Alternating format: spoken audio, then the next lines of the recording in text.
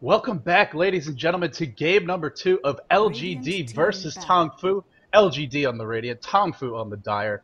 I don't want to spoil game 1, but let me just say it was a very decisive performance. I am LD of dotacommentaries.com.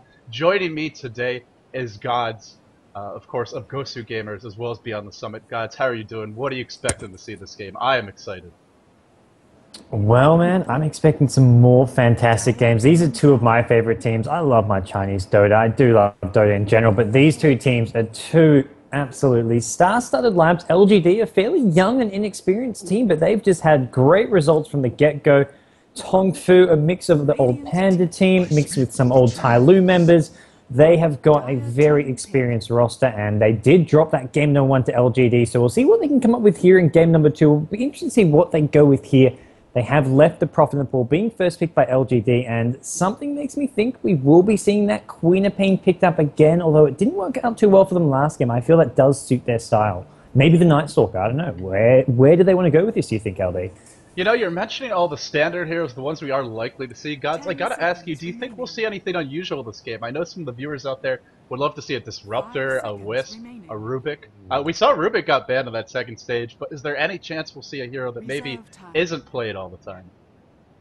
I think Rubik is definitely an option. It's a hero that the Chinese teams will pick. They won't prioritize it as a top pick, but they'll fit it into that solo mid sort of utility role. They'll fit it into a support role if possible, but I still think they favor the Shadow Demon. They'll favor even the Venomancer at times. They like to go for these sort of more tactical support areas. The Venomancer gives you the vision, the defensive disruptors are absolutely fantastic. Or as we saw LG do last game, they go for these high burst damage support heroes that they can sort of throw in the jungle in a sense. The Leshrac and the Shadow Shaman when you're on the dire side, you can use all those creep balls to get yourself farm and gold. So as far as unusual picks go, you may see one or two, but I don't think we're going to be seeing anything too out of the ordinary. These two teams are both looking to start getting their training ready for TI2. Off the bat. And there we go.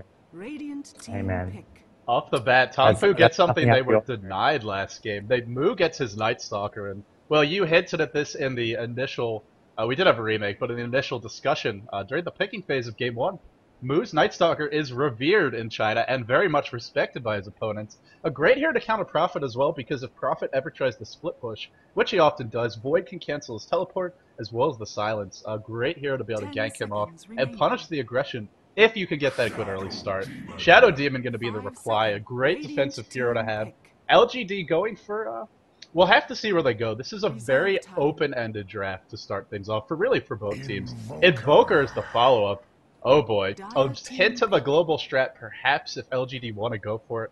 Sunstrike as well as the Prophet TP. Will we see a Wisp? Will we see, perhaps a Gyrocopter with an Aghanims? Well, a man can dream, but even just those two heroes alone gives you great presence on the map at all stages of the game, and I think godz is about to tell me I'm getting ahead of myself here. Oh, you are getting very ahead of yourselves. We are watching Chinese Dota, man. This is not mouse sports. I don't some expect crazy to see Na'Vi. This is not Na'Vi. Maybe Na'Vi, maybe Zenith, but this is Chinese Dota. These guys, they have a lot of discipline. They will do only what they think is the most efficient and effective style possible. And they don't care about flair. They don't care about so much as even the surprise factor. They will just sort of look to out-strategize, out-predict, and out-maneuver their opponents. And I mean, this looks somewhat reminiscent of what Tongfu had last game, the Shadow Demon, the Invoker.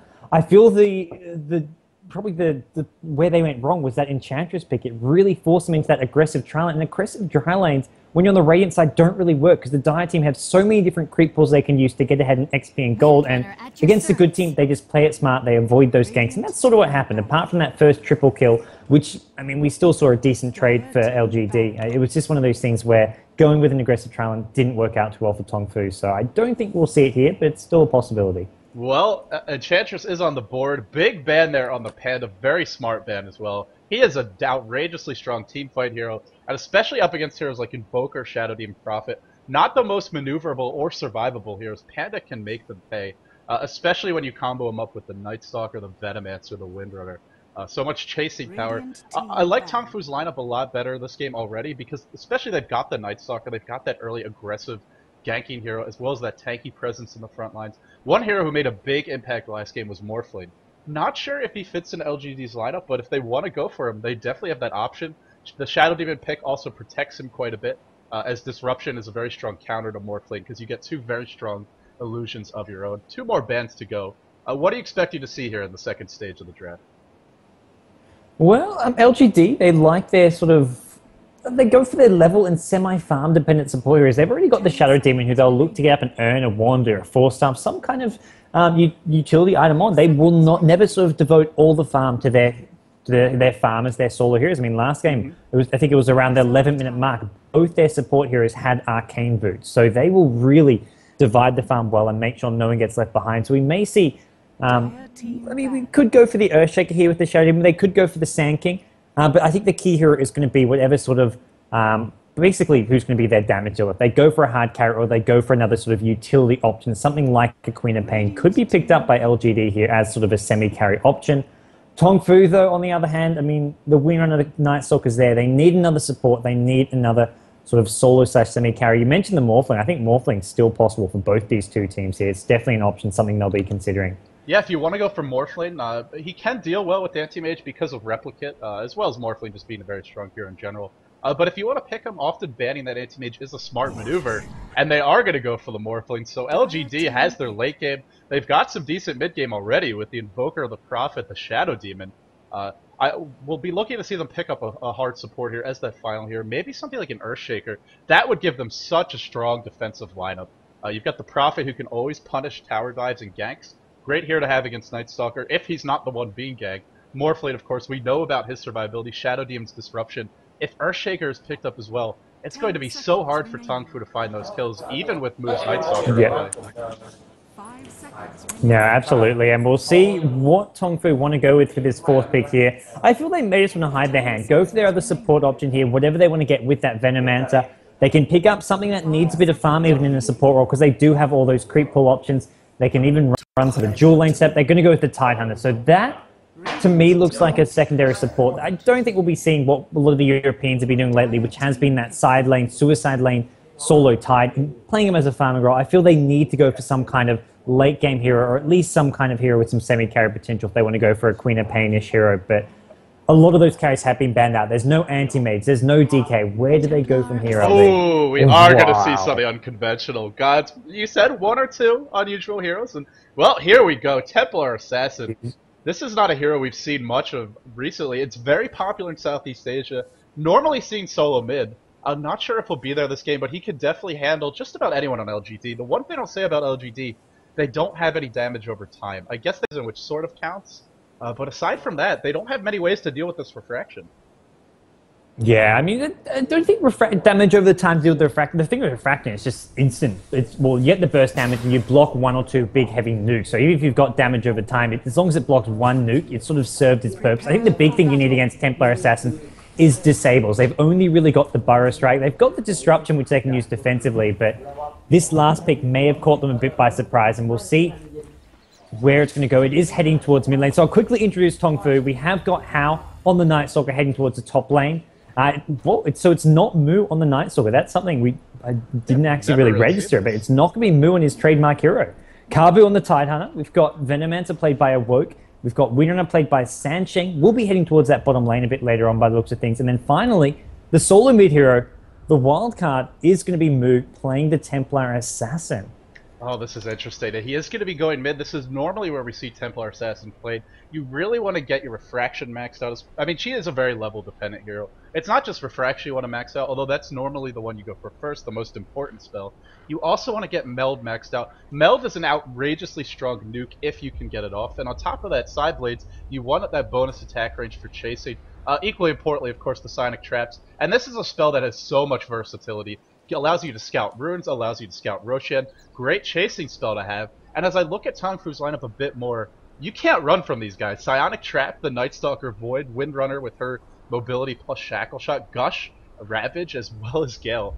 If LGD ever have to run, they're screwed. Tang Fu will be able to hunt them down. Yeah, and for me, the big issue is going to be if Sylar's Morphling gets a bit out of hand once again. I mean, he doesn't even have to go for the hard carry ability. He can just go for that BKB and just control the mid game. Morphling's a hero that's strong pretty much throughout the entire stage of the game. It's why he's favored over Anti-Mage a lot of the time and will be picked up fairly early. I think last game he was third picked by LGD. This time he got picked up fourth.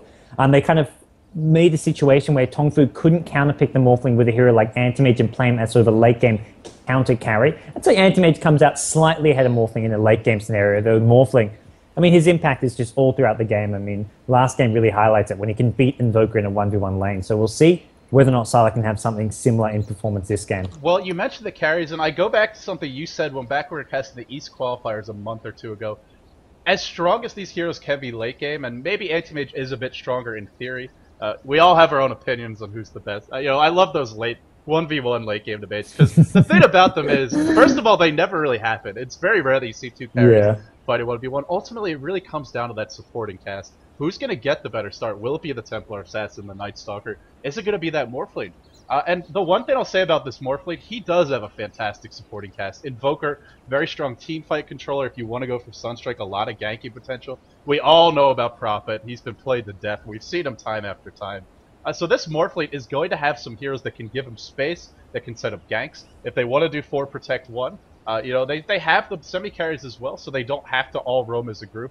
Prophet can be pressuring other lanes and pushing out the lanes, going for ganks, freeing up that Morphling to farm. So if he wants to farm, he probably has a decent lineup to help set him up for that. Yeah, I mean, this is both lineups have a very potent. I think the Dire team are going to be heavily relying on this Windrunner Shackle Shot initiation. I mean, they have got the Tide Ravage, but this is going to be a support tide. I mean, Blink Dagger could be in the late game future, but for the mid game, they're going to be relying on the Shackle Shot to initiate and then set up some aggressive opportunities for Night Stalker to go charging in. You've got the Titan Ravage sort of as a backup. It's not something that'll be kicking off the fight unless it's LGD who go on Tong Fu. Then we may see the Ravage as sort of a semi-initiation in that case, or at least a counter-initiation. But if Tong Fu were being aggressive, and with Templar Assassin Night Stalker, you want to be aggressive. This is all about getting a lot of kills and just, I mean, you're just somewhat indirectly pushing towers. You're going to force the enemy away from their towers, leaving them undefended because of basically getting completely scared out of their minds of heroes like Templar Assassin and Night Stalker and the Tide Ravage. And as a result, we'll see Tong Fu looking just to control that mid game. And the Tide Ravage, I feel it's a hard hero to use in this lineup because of the fact that they're going to be basically needing a Shackle Shot to set up any sort of a Ravage, any sort of a big team fight. Yeah, they've got Gale, they have the Sonic Trap, so in theory these can slow multiple heroes. The reality is, it is very difficult to make all those land, especially against Burrow Strike, Disruption, Waveform. A lot of ways to get out of harm's way for LGD. They're not the most mobile lineup, but they have some decent escape artists on their team. I actually never introduced LGD, so let's do that now. Sylar, of course, on the Morphling, and boy did he have a performance last game on that Morphling. This time it looks like he might be headed to the top lane. DDC, Sentry Ward picked up, this is a support Sand King, and it looks like he'll be... there's a little bit of a skirmish developing over the rune. DD playing that Shadow Demon. Disruption to start. Are they actually going to go? Very hard to fight versus a Venomancer at level 1. This was a bit of a mistake, I feel. DD eating the Gale to start Tang Fu. A lot of damage. The Burrow Strike coming through. Hal so far has not used that Void. He is going to use it now. Couple more auto tech should do the trick. DD uses the South. Perfect timing on the South, but Hal has one more Void. Burrow Strike going out as well. First blood picked up for Hal. Will he pay for it? Burrow Strike on 2. Fight going the other way, and now Sylar getting the counter kill perhaps. One more auto attack, narrowly getting that one. DDC gets picked off in return. So much action from the word go in both of these games. We saw this before the remake. There was a huge 3v3 fight breaking out in game number 1. Man, you know, people think of Chinese Dota as a farm fest. I think that is being proven thoroughly wrong here today, Guns. Well, yeah, I have to fully agree there. I think they've been watching a few too many games with DK and Burning Play. I'd say DK style is very Burning-centric. They like to get Burning on not always a hard carry, but at least some kind of hero that's very farm-dependent and just build the game around him. These two teams are pretty much exact opposites. They'll have the carry player Sylar. They'll put him on a hero like Morphling, but they will not be relying on him to win in the game. It is a full team effort, and they work as a well-oiled machine, as we saw last game. Tong Fu, they're in a similar boat. They're not relying on one player to make things happen. They've got strong solo players who try to control the momentum, but really, I mean, everyone has to pull their weight, and that's something we're seeing game number 1 and here already in game number 2. Yeah, it is an offensive tri-lane. This time, Sylar not going to be getting that matchup against Invoker, where it felt like he had the advantage from the very start of the game. Sand King needs that a bit of farm and levels. Off the bat, they all hit level 2 except for Shadow Demon. But you mentioned how difficult the offensive tri-lane is to run against this Dire side. Already starting with the pull here to the standard pull camp. If they want, they can even pull to the easy camp, although that does draw the supports away, but it is going to be a double pull. Really trying to shut down the experience growth of LGD as well as the farm of that Morphling, and LGD are not happy about this, doing their best to shut down the pull. The two lanes we haven't looked at here, over towards the bottom lane, it is going to be Xiao up against Sangshane. In the lane, I'd say Sangshane has the edge here, although it's not a huge one, but Xiao is going to be able to answer back with that mobility. Again, it is a Sunstrike Invoker, so Prophet TP's in, Invoker drops a Sunstrike, and suddenly this tri-lane turns into a 5-man Dota Gankfest as early as the 2-minute mark, so that's something to keep an eye on. Oh yeah, we'll see whether or not they do stick with this trial. I think for the most part, Tongfu, they're just going to avoid aggression. I mean, not because they've got a weaker trial by any means. I'd say the Shadow Demon, the Sand King with the Morphling. I mean, the Morphling can't really be killed. The Sand King, Shadow Demon, you've got some strong defensive things there. But for the most part, Tongfu are happy to sit back, use these creep pools. They've de-warded it well using those sentries, and now they're the ones who can control the XP, control the lane momentum, and it's up to LGD to make something happen. Or they're going to fall behind in terms of farm and XP at this top lane. We may even see some support sort of branching off, heading towards mid lane, looking for smoke ganks, looking for something a bit different, because if they don't change things in this top lane, they're just going to be slowly falling behind. Although, maybe they're okay with a slight XP deficit as long as the Morphling is getting the free farm, because basically Tongfu are not going to be looking for a big engagement, at least for the moment. They got the bit strong level 1 engagement as a result of having the Venomancer, but for now, they're playing it very passive. Yeah, I'm taking a look here at the farm, and already LGD is gaining an advantage in terms of that farm. We have 2 heroes over the 10 CS mark. Meanwhile, for Tongfu, only 2 who just managed to hit it. Sangshane is getting out laned here a bit by Xiao, and I said Windrunner should have a bit of an edge here in the lane at least, but he is in the off lane, and Prophet already pressuring the tower. Early rate of Basilius picked up, giving +2 armor to all of those creeps. It is going to allow him to pressure the tower. Makes it hard for Windrunner to check the runes, also makes it a bit harder for her to leap the lane at any point. Constant pressure, even early on from Prophet, and well, the X factor in this tri-lane, it's not just the TPN, it will be that Wrath of Nature, and Xiao is getting dangerously close to it. Only 4 minutes in, he's already level 5 at almost a half. Yeah, and that's gonna really help them as we go further on here. And for me, we have to watch how Mu does, where he tries to go once he's level 6. If he goes ganking, if he looks to keep on farming, and I feel Templar Assassin is, I mean, it's a bit of a hero that, I mean, I actually haven't casted Templar Assassin. I know he's being picked. I know Orange used him, Zenith have used him. I've heard stories about Zenith going double Divine Rapier on him, but so far have not actually seen him in action. Now, I feel he does shine in sort of roaming around the map, especially once he gets the Blink Dagger up, but he does need that Blink Dagger to set up kills. Yeah, and, LGD have a lot of control as well, so Mu is going to need some help to set up these kills. He's very difficult to bring down with Refraction, but you've got Sandstorm to go away, Disruption as well. A lot of defensive capabilities for LGD. You can always look to sprout Mu. He's got 1 Tango left for the moment, but that will run out soon. Really nice play there just a moment ago by Yao, actually using the Forge Spirit, early pickup in Forge Spirit, to deny that top rune. Looks like he will be going for 2 Forge Spirits as fast as possible, 2 points in Quas, 2 points in Exhort. If LGD wants to push early, this is the build to go on Invoker. The pulls continue up top though, and LGD are really trying to shut this down. Everybody's level 3 in the tri-lane. So in spite of the fact that these pulls are happening, they're still keeping up decently in terms of levels. Not amazingly so though, as Hao is already level 5. He's got his boots picked up, 300 gold in the bank, not the best farm, but he's got the basics. That's really what he needs. You'd like to see an urn, maybe a bottle. And I'm very curious how Tongfu are going to play this once the mid game hits. Will they be aggressive? Or are they just going to continue to farm? Because if they play aggressively, we talked about LGD's counter gank potential, and that's something a gank can easily backfire, and then LGD are really going to capitalize. Well, until Tide hits level 6, they can't really afford to be aggressive, except for the Templar Assassin. If Templar Assassin swings top with a rune, then they can look for some kills, but with just this trio at top, they're going to have an underleveled Night Stalker because he's in this tri-lane. Not massively underleveled because those 2 heroes have been pulling, as mentioned, so he is getting most of the XP by himself, but he's not as high level as he would be if he was just soloing that middle lane. So they're not going to be looking to be too aggressive here. Tide and Veno, while, I mean, it's a lot of slow, it's no disable. And having no disable against Shadow Demon, Sand King, and Morphling, I don't think they can get too many kills without Templar Assassin's contributions. Oh, here a Sunstrike, it hits Sangshane, the Prophet ult bouncing through, just gets the vision, there's your first blood. And that is the global ganking potential of LGD. Yao doesn't have to leave the lane, but nice teamwork there. And well, there's a big gold advantage for LGD. They strike back after dropping the 2-1 kills to start. Actually, I said there's your first blood. It is not your first blood, but it feels like it. As that early skirmish happened before any creep spawned. Still a much needed kill. And now look at what Xiao's doing. Pressuring the bottom lane. Looking to get a tower at 6.5 minutes in against one of the best anti-pushers in the game, in the Windrunner. He's gonna last hit it as well. 2,000 gold in the bank, almost has a mechanism or a hand of Midas, whatever he wants to go for.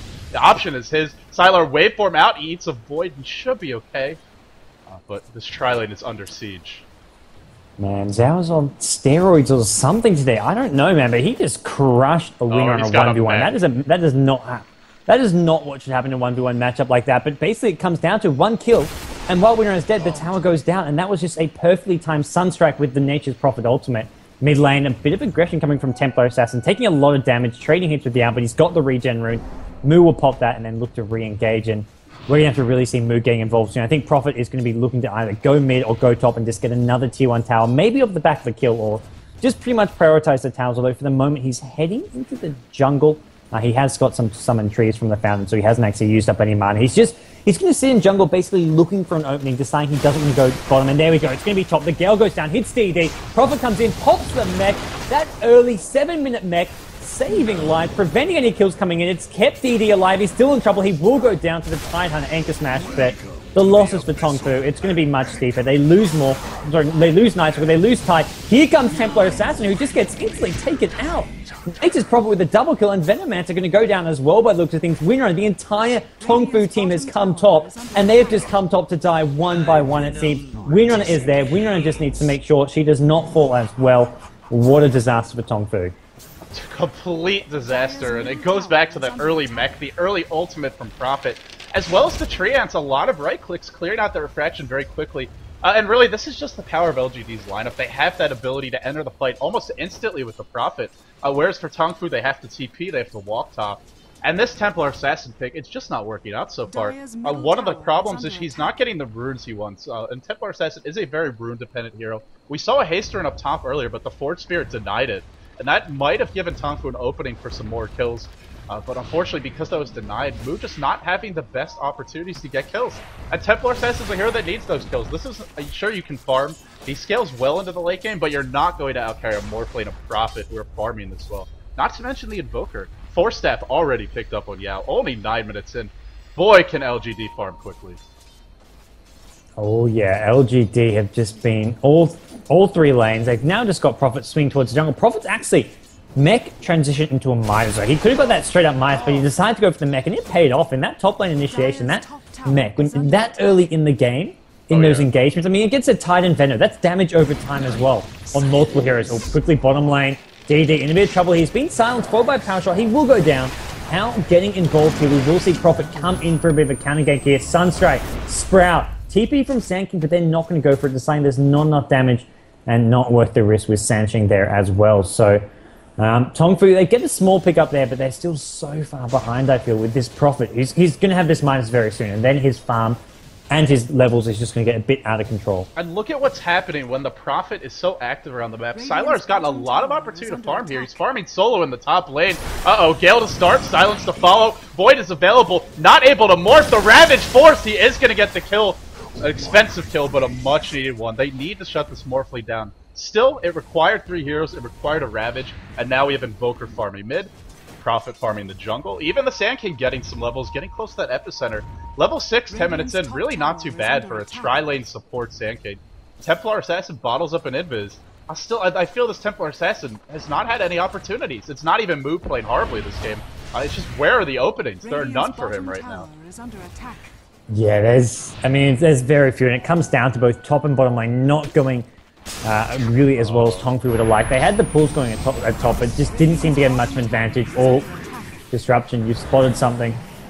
Oh, Sangchain going for the TP out. Will he get away? Barely escapes. Mu comes in, and this is an opening. Disruption on cooldown. It's only level 1, so it's got a very long cooldown. Sprout up on Mu. The Treants coming in. That'll clear refraction quickly. The early mech paid such huge dividends for LGD. This is why Zhao 8 rushed it, and now Mu is the one caught out of position. Burst down. Zhao 8 is just... this is a tour de force performance. I don't think I've seen a better Prophet play. At least not in recent memory. What a play. What a performance so far from Zhao 8. And, well, Tongfu doing the best thing they can, trying to split push the lanes, trying to spread out LGD as much as possible. But Zhao 8 is just everywhere right now. Oh yeah, absolutely. I mean, he has just been the driving force for LGD so far, and we're going to see him looking to keep getting involved. He's now just gone top, preventing anything going from Tongfu. We're not going to give him a tower, not going to give them a single bit of gold going to their team, and he's just going to look to just keep on pressing the advantage, maybe even start putting some pressure on this top tier 1 tower, although he is a bit low on mana. But for the most part, it's just keep getting further and further ahead of LGD. They've just got a lot of farm. They've got the midas up. They're in no rush to make things happen. It's Tongfu who needs some openings, and they're going to look for that at mid by the look of things. Oh, big dive by Hal. Boy to start. The disruption used. It's not going to be enough. Moo cleaves him up. Man, that splash damage hurts. So that is Meld is a very strong nuke early on. Even though it increases your attack damage, it really is a nuke. I mean, the minus armor, you couple it up with refraction, you're hitting very hard, and a much needed kill. Unfortunately, the one hero they keep on killing is the Shadow Demon, and as nice as it is to kill him, he's not the big hero that you need to lock down. You need the Morphling, you need the Prophet, the Invoker, even the Sand King. These are the heroes you want to get. They've gotten the Morphling once, but aside from that, they're just not really finding the openings. So although it's great for Tongfu, they're getting kills, they need those kills. They are a ganky lineup. I still feel it's not really enough. Prophet ult looking to defend the tower. He TP's in as well. Sprout to start on Awoke, once Awoke. Actually, Burrow Strike into Epicenter. Sunstrike to follow. Ravage on 3. Good Ravage as well. Venomancer ult splashing through. Will it be enough? Zhao Wei still so damn tanky. Shackled up to Taobao or to DD. That might be enough. Burrow Strike in. Still alive as DDC, that early mech paying such huge dividend. Anchor Smash gets cancelled 4 or 5 times. Kabu's gonna live. Now the chase goes the other way. Moon looking for the kill here. They're gonna get it. Power shot by Sangsheng. Big win there for Tongfu. It looked like it was gonna be a bad fight. A very timely ravage there by Kabu, and then Moo comes in to clean up. Great counter gank. Or not really a counter gank, but a counter gank, I want to say, for Tongfu. A shackle shot here or there, a good ravage, and then the fight becomes very scrappy. And once you have a scrappy fight, that's where Templar Assassin shines. That's where Templar Assassin can clean up. Templar Assassin only getting actually one of those kills, but it's just one of those things where she splits up the heroes and just allowed Windrunner to just basically mow down heroes one by one, because they were no longer sticking together. Templar Assassin took down 1 or 2, Windrunner as well, and I mean basically all the AoE spells, the Veno ulti, the Tide Ravage, shackle shots with a power shot were just landing, and that's something LGD cannot go up against even with that mech on Prophet. They're going to have to play it a bit more careful than that. I took a look at the gold and the experience graph. It's actually Tongfu leading the way in terms of levels. Really not something you expect when there's a Midas on the Prophet, and giving him that extra experience. And it seemed like they were very far ahead, but actually Tongfu was struck back in that department, and it goes back to those pulls early on. It goes back to the Templar Assassin really not leaving the lane. Whenever Prophet leaves that lane, Sangsheng is there, he gets to catch up a little bit. And now he's sitting on a bottle. He's got he's got his mechanism as well. A big pickup for Tongfu. And we talked about their mid-game strength. There's still openings here for Tongfu. We've been talking like LGD is a big lead, like they've been playing really well, and by all means they have. But Tongfu can still make a game of this. The second nighttime I feel is going to be the crucial moment, and really what's going to decide the game. Can Hal get the openings? Night number 1, he really didn't, but in night number 2, maybe he'll have some better luck. Yeah, I mean, the hero, you got to look up the Hal, and now Moo has his Blink Dagger. That's the other big key hero for Tongfu. Top lane, they've gone in. It's actually Hal who's being initiated, who's trying to TP out. He will manage to do so just in time, avoiding that Prophet ultimate coming swing back in. I don't think it would have been enough damage, although it was a level 2 ultimate, but he gets away. Backwards, just Tongfu, the key heroes. I mean, you've got the Night Stalker. His job, I mean, he's level 8. He's a bit under level. I feel he can't actually control the game as well as he'd like, even when it gets nighttime. It's going to be up to more the Templar Assassin and the Windrunner. They're the two with the levels, with the big farm. I mean, Templar Assassin just as a Blink Dagger, but that's your core item. Windrunner level 11 is going to be able to do a lot in these team fights, especially with the phase boots, the mech up, and we're going to see a 4-star probably coming fairly soon. So for me, those two heroes are probably equally or even more important than Night Stalker almost. Yeah, and he really hasn't been a factor in this game so far, which is why I was mentioning that second night. It's a big time here for Tongfu, because Night Stalker is not getting farm, he's not getting levels, he's not getting kills. It's not like a Tidehunter or a Sandcave where they're going to offer you a lot of crowd control. Night Stalker needs the levels and farm to be able to actually dive in these team fights. And now with LGD having the lead, it's going to be difficult for them to do so. Tongfu grouped up, they're going to go for a tower here. Ravage is up, that makes it very hard for LGD to initiate. Sandcave thinking about it, goes for the deny. DDC not going to get it. He is able to dodge the Gale from the looks of it, and he's going to get out of there. Tongfu looking to chase, power or shackle shot to start blinking from Moo. Look at him just melt. Sandcave is obliterated. A great follow-up Ravage. Tongfu completely, or LGD completely on the back foot. Moo just absolutely butchering everyone right now. Chase continuing the mech use defensively. Zhao, I guess there's no offensive use for it, but looks like 2 kills are the prize. So, you know, it could have gone a lot worse for LGD. It's the early mech, as well as just their decent items that kept them from having more casualties. Still, it's a big win for Tongfu. They get a tier 1, they get some map control, and they kill off that Sand King. Yeah, and I mean, right now, Morphling is 3-1-2, but it just doesn't seem to be in as controlling as position as last game. I mean, he's got a similar score. Last game at this point, it was maybe 4-0 or something, but last game, he was waving in just without fear, going in for just, I mean, not always getting kills, but just forcing heroes away. This game, he's playing a lot more defensive. He's on the back foot, and it's because of the burst damage coming from a hero like Templar Assassin, who, blinking away. Actually, the refraction does not actually count as a tick to stop your blink dagger. It's one of the chains between Dota 1 and Dota 2, I believe, with the blink dagger refraction. Oh, they really want move, but look how hard he is to kill off. Sentry Ward not available for the Dire. Sankey looking to escape Shackle Shot. How did that latch? I thought he went for Sankey with that one, but in the end, he is going to get it longer in Shackle. Kabu getting locked down. They need the Ravage. They don't have it. Still, it's not a bad fight for Tongfu, and Sylar is just not able to do as much damage as he would like. The chase going the other way. Both teams just running around, but nobody dropping. Templar blinks out. Gale goes in. Burrow Strike gonna miss. The chase continues. How is only 2 heroes died so far? I cannot believe what I'm seeing. Sylar's still alive. Sunstrike is gonna clean up a Woke, I think. One more auto attack does the trick, and as long as Mu has survived, he's not finding the kills. That early mech is really punishing him. Refraction is down. He's going to drop. And with LGD, this early sustainability... Oh, actually, that was someone else who dropped. 3 heroes dead now. Venomancer goes down. How sprouted up. How will go down as well. LGD is just completely crushing through this fight. Great baiting by Sylar, I have to say, throughout the entire engagement. Buyback, in fact, from Mu. And he's not going to accomplish anything with that.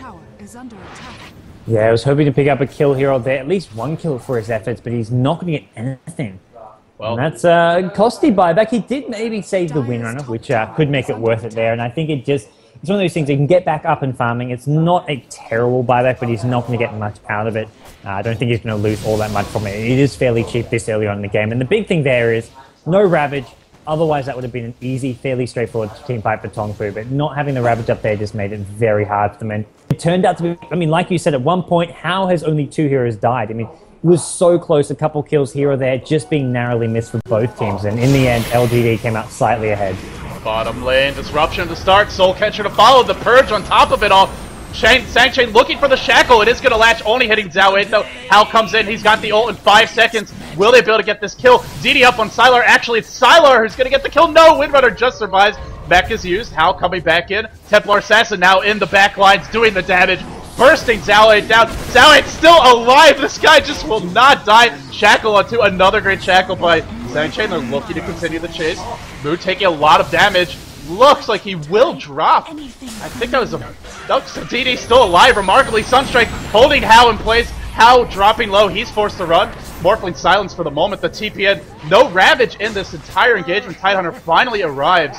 A bit too late, I feel, and now LGD with that advantage going to be looking to push the tier 2 bottom.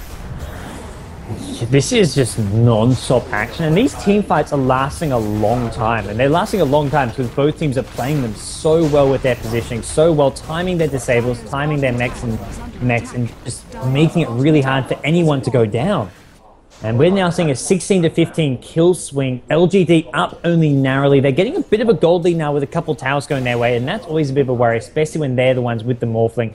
And they've done a very good job at preventing this Templar Assassin from getting out of control. Templar Assassin has the levels, but nothing in terms of farm. Just boots and a blink dagger. The buyback, a lot of deaths, and just really has been dealt with well by LGD. You know, as we get to the mid to late game, I'm starting to wonder where's the damage going to come from for Tongfu. You know, you mentioned the Templar Assassin not getting great farm. She's nowhere near a damage item. You know, whether she wants to go for phase boots, a Desolator. We've seen a Daedalus in the past has been an early item pickup on Templar Assassin. Sometimes you even go for a Medallion. The minus armor stacking up can be very strong. I guess they have some potential with the minus armor for Meld, but I feel like there's nobody on Tongfu who gives you that insane burst. Whereas, you know, if you look at LGD, so much AoE, so much team fight. I guess they have some damage over time, but the mech is really negating a lot of that. Yeah, the mech is, I mean, it's helping out both teams a lot. That's partly why, that's another thing, which is just really contributing to these long, drawn-out team fights. And the fact that both teams are happy to have these team fights this early on. I mean, the Radiant team, they've got a Morphling who's one of those good late-game carries, but with the mech, they feel they can take these team fights, they can out-position, and they can just win them straight up. It's not really happening, but they are doing fairly well. They're going to see themselves just continue to apply the pressure now, and it looks like LGD are entering this stage where they're going to be looking to play passive, move around the map, and just split Tongfu up, avoid that big Ravage plus Venom ulti team fight, avoid the Shackle Shot, Power Shot AoE, and just get towers here or there, chip away, and just get further and further ahead with their split farm and their split push. Yeah, the name of the game for LGD is absolutely what you just said. It is to spread the map. You have a lot of heroes that need farm, that benefit from it. You have mobile, difficult to lock down and kill off heroes. We've talked that one to death. Sylar is a BKB now. There's really no direct answer for it on Tongfu. Ravage will not be a good answer for it. Of course, I heard a Sunstrike, maybe Scouting Roshan. And I guess that's one thing Tongfu could look to do. Templar Assassin, one of the best heroes in the game. If you want to go for Roshan, Shackle to start. They're looking to disable him, and now the meld coming through. A lot of damage as well as Gush. Look at that, -8 armor, or is that? I think that's actually -5. Still, Roshan dropping very quickly. Who needs a medallion when you've got Gush as well as meld? This is a big pickup for Tongfu. Now they can be a little more aggressive. Still, it seems like LGD is content to trade, pressuring the top lane, getting some farm mid, getting the creeps pushed out there, and then Morphling heading bottom. Yeah, when being on the Radiant side, being denied vision, they did dewarding in that Roshan pit. It gets to a point, LGD, they'd love to contest the Roshan, but it's a very risky play up against the Ravage. They're better off just going for a tower trade. They didn't actually get the top tower. They chipped away at it a little bit, but that's a loss they're just going to have to take at this point. And LGD, they're in a slightly better position as it is, being able to outfarm their opponents, getting more core items up in you. You've got a Blink on the Sand King. You've got Invoker getting very close to a Sheepstick. Morphling going to have a new big item soon. He's on 2.5k gold. And really, I mean, they're going to be okay giving up that Aegis on its own. Yeah, especially with that early BKB as well. Sylar can just play so aggressively in terms of farming.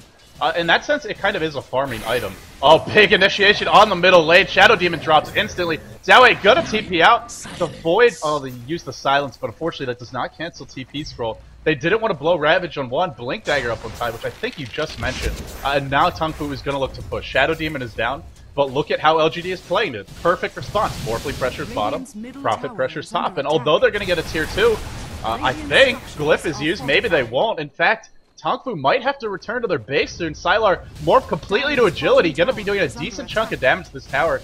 If the tier 2 gets knocked on top, that'll be another big win. Still, it will be a trade for Tongfu, and now they're going to look to back. But LGD just making the best out of what's not an ideal situation. Yeah, they don't really want to force too many fights. I mean, with the Aegis up over on the Dire side, Templar Assassin trades 2k gold, and that's a bit of a problem. I mean, Templar Assassin with 1 damage arm, if he goes for that Deso, maybe just going to go for a BKB. He can suddenly hurt. He can suddenly pop the Morphling fairly quickly, and all that damage does go through the BKB on Morphling. So Morphling is going to have to be very careful with his positioning. He's only level 13, so this Morphling has been really kept under wraps, at least in terms of levels. He's got some decent farm, but he's not sort of getting to that out-of-control point just yet. Yeah, we're not seeing an Ethereal Blade like we did last game. This time it looks to be a Manta style, and up against Night Stalker, I love this choice. As well as a Venomancer, we'll remove that Venomous Scale. It'll also remove the Silence and the Void, and that's something you really need. Most importantly, that Silence, because although you can morph while you're silenced, you have to start it before you get Silence. So if he's able to get that, he'll have 2 ways to deal with that Silence. And it's sort of a more jack-of-all-trades build, whereas you see that Ethereal Blade generally when you're far ahead and you can burst heroes down.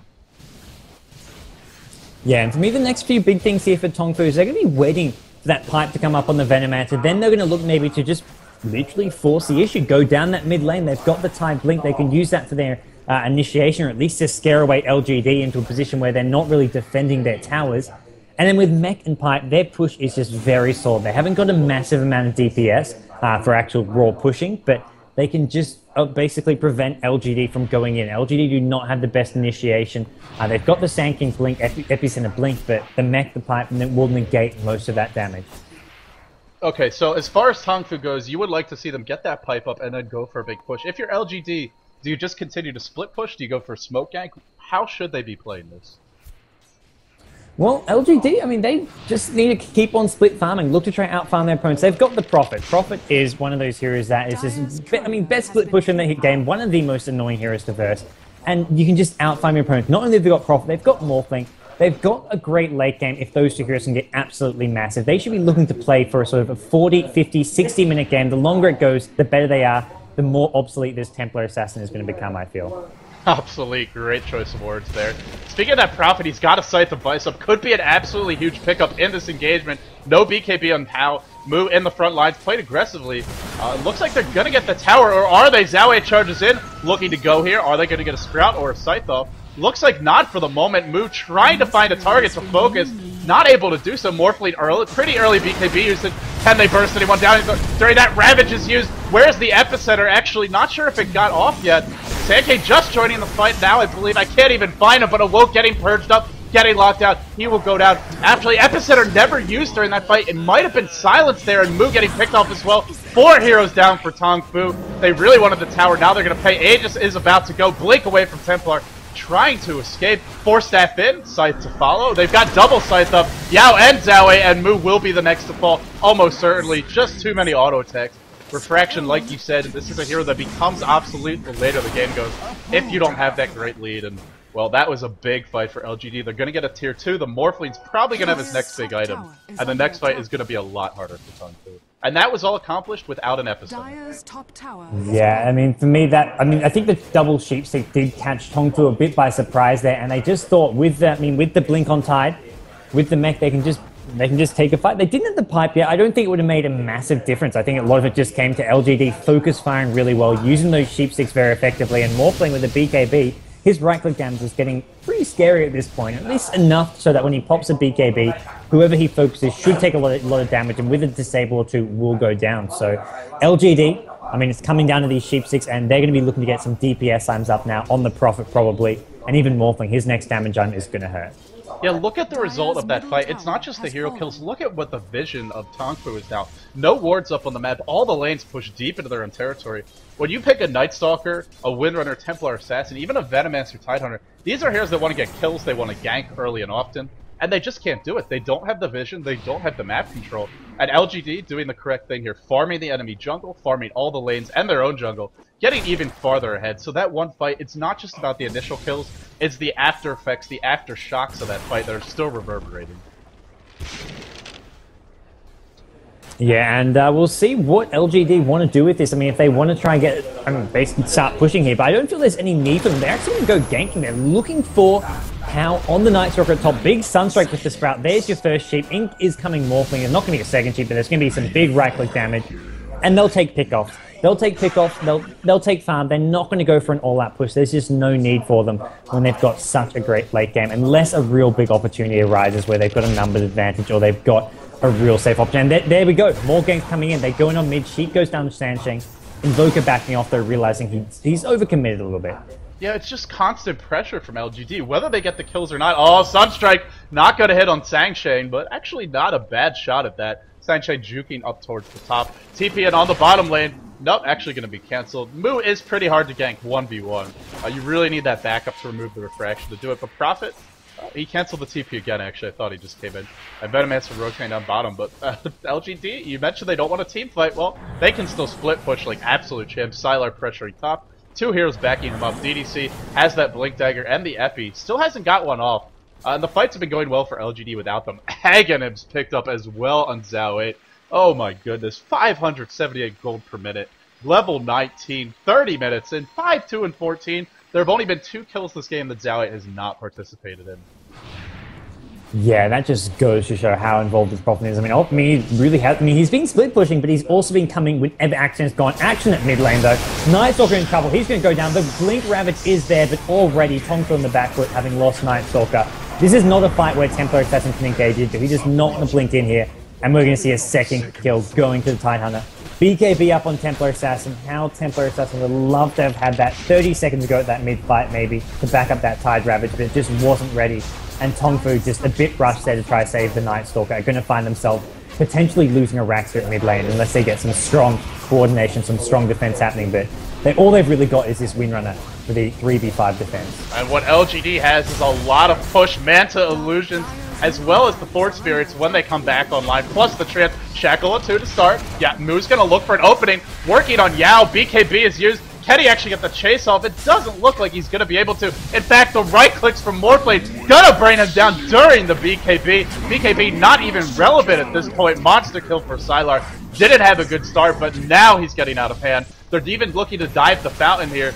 No Ravage up. The Gale not going to hit anything. Zhao 8 looking to TP out. The Silence canceling that. So he's going to right-click instead, and Sylar deep in enemy territory.